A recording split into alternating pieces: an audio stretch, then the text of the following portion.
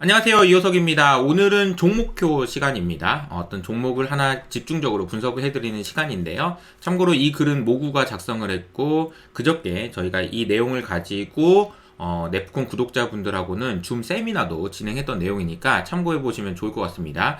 이 글은 참고로 오늘만 무료로 밑에 공개해드릴 테니까 팔란티어에 관심 있는 분들은 모두 한번 집중해보시기 바랍니다. 자, 사실 저희가 작년 9월부터 종목표라는 코너를 만들어서 네이버 프리미엄 컨텐츠에 업로드를 계속 해드리고 있었어요. 그래서 종목을 추천하는 것은 아니지만 이 종목에 대해서는 저도 고민을 많이 해봤고 그리고 저도 실제로 투자를 하고 있습니다. 라는 그런 종목들만 그냥 아무나 걸러라, 아이, 뭐 하나 맞겠지. 라는 식의 분석이 아니고요. 진짜 찐으로 분석해서 최소한 읽는데 한 30분, 40분씩은 걸리는 인덱스한 보고서를 저희가 쓰고 있습니다. 그래서 그때 소개해드렸던 종목들이 테슬라, 삼성바이오로직스, 팔란티어, 아마존, 메타, 코인베이스, 시니어에너지, 킨더모건, 윌리엄스 같은 종목들인데요. 그리고 어제 아마존도 소개를 제대로 해드렸죠. 그래서 그때 이후로 수익률을 보면 좋습니다. 특히 팔란티어가 압도적으로 좋죠.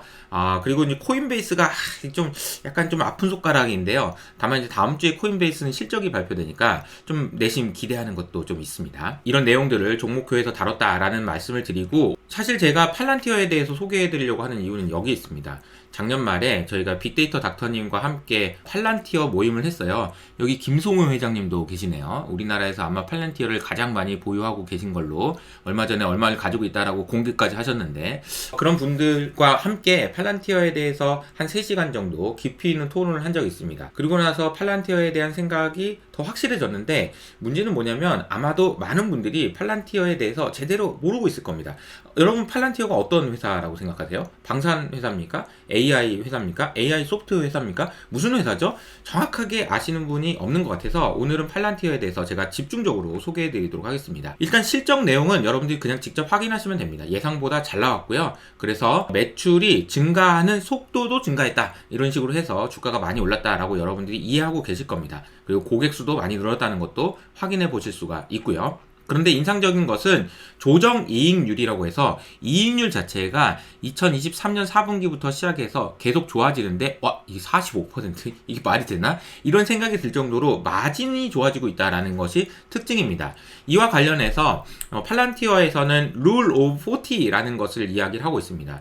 룰 오브 40라는 얘기는 무슨 얘기냐면요. 기업이 성장하는 것과 그리고 수익성을 챙기는 것은 둘 다 가져가기는 좀 어렵습니다. 일반적으로 성장을 하기 위해서는 수익성을 좀 포기해야 될 때도 있고요. 그리고 돈을 벌기 위해서는 성장을 포기해야 될 때도 있습니다. 근데 이 두 개를 더했는데 40%가 나온다? 야, 그러면 이건 되게 좋은 회사 아닌가? 우리 40% 이상은 하고 싶어 라는 이야기를 이제 팔란티어가 한 거라고 보시면 되는데 팔란티어는 지난 분기에 무려 81%가 되겠습니다. 매출 성장률이 36%인데 조정 영업이익률이 45%예요. 이게 말이 되나? 이게 말이 되는 겁니까? 라는 생각이 들 텐데 어떻게 이것이 말이 되는지에 대해서 뒤에서 설명을 드려보도록 하겠습니다. 그 컨퍼런스 콜이나 이런 데를 들어가 보시면 팔란티어가 왜 가치가 있는지에 대해서 질문들이 많아요. 아니 뭐 숫자만 보면 알겠는데 이거 뭐 어떻게 왜 이렇게 가치가 있는 거야? 라고 생각해 보면 팔란티어가 제공하고 있는 프로덕트를 이해하셔야 되는데 이 고담이라는 것은 정부기관이나 정보기관에서 사용되는 데이터 분석 플랫폼이고요. 파운드리는요, 제조나 금융 헬스케어 같이 산업 분야, 일반 분야에서 사용하는 데이터 운영 및 분석 플랫폼이라고 보시면 되겠습니다. 그리고 이것을 AI 통합 플랫폼이라고 해서 AIP라는 것이 있죠. 이 AIP를 고담에서 사용하는 데모 영상이 있는데요. 이 영상을 실제로 저희가 작년 10월 달부터 소개해드렸던 영상인데 이 영상에 보면 이렇게 돼 있어요. 여기가 챗GPT처럼 이렇게 명령어를 치는 거죠. 시뮬레이션이 되면서 비행기가 날아가네요. 비행기 날아가라 라고 얘기하고 실제로 이런 일들이 일어나고 있다는 거죠. 그래서 AI가 접목되면서 팔란티어의 가치가 갑자기 드라마틱하게 변하는 그런 모습을 보여주고 있다는 겁니다. 그래서 이번에 컨퍼런스 콜에서 알렉스 카프는 우리는 AI 혁명의 최전선에 있다라는 이야기를 했고요. 앞으로 5년 안에 미국의 핵심 기업으로 자리 잡을 거다라고 이야기를 했습니다. 그럼 5년, 10년이면은 2030년까지 핵심 기업 정도 되려면 지금 M7 정도는 돼야 되지 않나요? 그럼 M7 시가총액 중에서 1조 달러가 안 되는 게 없는데 그러면 뭐 한 10배? 이런 생각을 할 수 있다는 거죠. 그리고 그 내용 중에서 중요한 내용들이 몇 가지가 있어서 소개해 드리려고 하는데요. 첫 번째는 AI의 진정한 가치는 LLM에 있지 않다라는 얘기를 했습니다. 이 말이 너무너무 중요한 이야기예요. 사실 생각해보면 이런 겁니다. 챗봇을 이용해서 사람의 생산성이 늘어난다라는 것 말고 사람이 생산성이 늘어나도 사람이 하는 일이잖아요. 그냥 아예 사람을 대체해버리는 것이 실제로 AI가 할 수 있는 일인 거죠. 그래서 팔란티어는 LLM과 같은 챗봇이 아닌 실제 생산성을 만들어내는 AI 노동력에 집중한다라고 이야기를 했습니다. 이것을 가능하도록 만들기 위해서 온톨로지라는 것이 필요하고요. 이 온톨로지라는 것을 어떻게 이해할 수 있냐면 기업의 데이터와 업무 프로세스를 AI가 이해하고 상호작용할 수 있는 중간 매체로 만드는 것, 이것을 온톨로지라고 얘기합니다. 여러분 한번 생각해 보세요. 여러분 기계하고 대화할 수 있으신가요? 기계랑 이야기할 수 있으세요? 이건 프로그래머들이 하는 겁니다. 우리가 하는 우리 한국말 있잖아요. 한국말과 컴퓨터가 이해할 수 있는 1과 0이라는 숫자는 괴리가 너무 크죠. 그래서 처음에는 여러분 도스 했던 거 생각해보세요. 이거 도스가 엄청 고민하고 막 어렵고 막 했었는데 점점 기계가 똑똑해져서 사람 말을 이해하기 시작합니다. 급기야 LLM이라는 모델이 나와서 사람 말을 거의 다 이해해버리는 그런 일들이 생긴 거죠. 그런데 문제는 뭐냐면 기계가 사람 말을 이해하고 있는데 문제는 뭐냐? 회사를 이해할 수 있냐는 거죠. AI가 회사를 이해를 해야 회사를 도와줄 수 있는 거 아니겠어요? 근데 회사를 이해할 수 있는 방법이 없다는 거죠. 그러면 이 질문을 한번 해볼까요? 여러분이 회사를 알고 계신가요? 저는 회사를 만든 지 지금 1년이 됐는데 HS 아카데미를 100% 이해했다고 저도 모르겠어요. 왜냐하면 이 회사라는 것을 정의하기가 어려워요. 회사를 어떻게 이해할 수 있죠? 어떻게 설명할 수 있죠? 나도 설명을 못하는데 어떻게 AI한테 설명할 수 있죠? 이 부분을 극복하기 위해서 필요한 것이 온톨로지라는 개념이고 그 접근 방식은 빅데이터 닥터님이 늘 얘기하시는 것처럼 문제에 집중하는 것에 있습니다. 잘 생각해보면 어떤 기업이라는 것을 형태를 뭔가 형상화하고 설명하기는 너무 어렵지만 이 기업이 가지고 있는 문제는 우리가 눈으로 보이기 때문에 이 문제가 있다라는 걸 보니 이런 기업이겠구나 라는 식으로 역산해서 추정한다라는 거죠. 그 개념을 온톨로지라고 하고 이 온톨로지 개념을 통해서 AI가 알아들을 수 있는 기업의 모양으로 번역시켜주는 작업을 한다는 겁니다. 이 작업이 진정한 팔란티어의 가치라고 볼 수 있습니다. 만약 이것이 없었다면 AI가 이 기업을 도와줄 수가 없어요. 왜냐하면 이 기업이 어떤 기업인지 알 수가 없기 때문이죠. 그래서 팔란티어가 가지고 있는 가장 큰 장점은 온톨로지라는 개념이고 온톨로지는 다시 한번 읽어보면 기업의 데이터와 업무 프로세스를 AI가 이해하고 상호작용할 수 있도록 도와주는 중간 매개체라는 겁니다. 중간 매개체가 되기 위해서는 회사를 알아야 된다니까요. 근데 회사 알기가 너무 어려워요. 그 작업을 팔란티어가 해놨기 때문에 AI가 들어왔을 때 큰 수혜를 볼 수 있다라고 이해를 하시면 되겠습니다.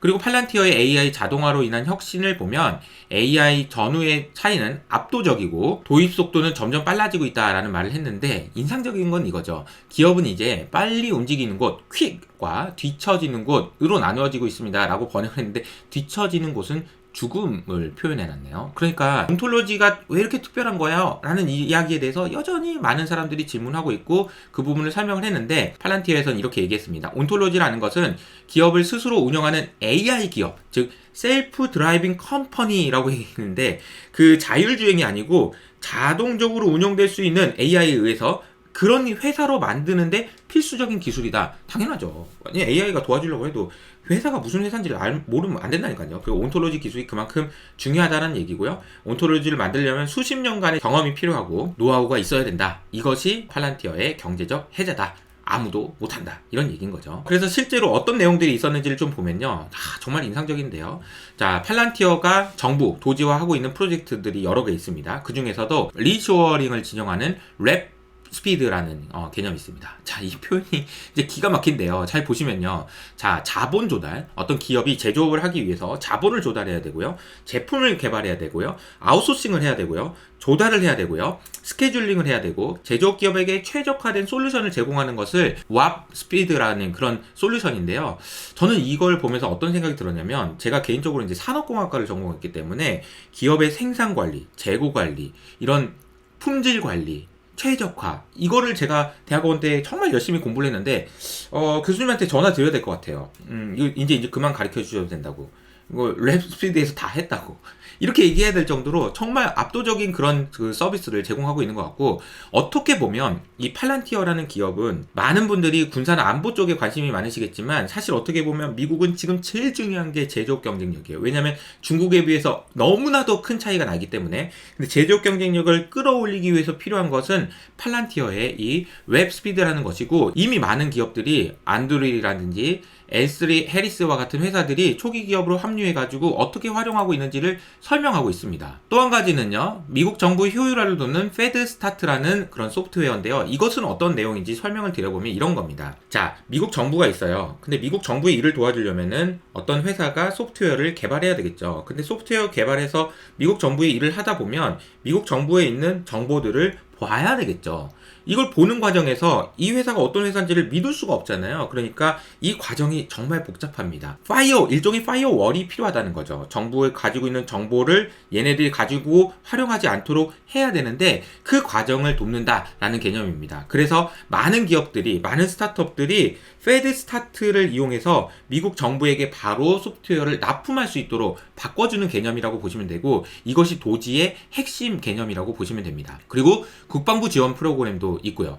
그런데 제가 사실 이게 놀랐던 것이, 이번에 CTO가 얘기했던 그 코멘트가 지난번에 제가 연말에 팔란티어 모임에 가서 얘기했던 거랑 너무 드라마틱하게 맞아떨어져서 깜짝 놀랐습니다.